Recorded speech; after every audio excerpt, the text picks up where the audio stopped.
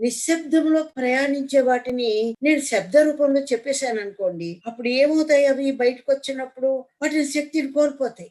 రూపాంతరం చెంది వక్రీకరింపబడి పైగా మారిపోయి ఇంకో చెడుకో దేనికో ఇంకొక ఆలోచనకో వక్రీకరింపబడి బయట ప్రయాణిస్తాయి. దానికి సంబంధించిన జ్ఞానాన్ని మనలోనే ఉంచుకోవాలి. మరి మనలోనే ఉంచుకుని ఇంత జ్ఞానాన్ని శబ్ద రూపంలో ఇవ్వకుండా ఉంటే తీసుకునే వాళ్ళు ఎలా తీసుకుంటారు?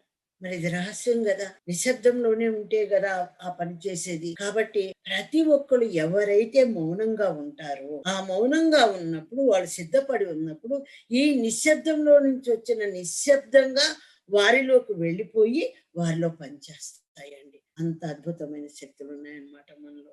ఏం చేయాలంటే బుద్ధం శరణం గచ్చామి, నిశ్శబ్దం శరణం గచ్చామి, సత్యం శరణం గచ్చామి, ధ్యానం శరణం గచ్చామి.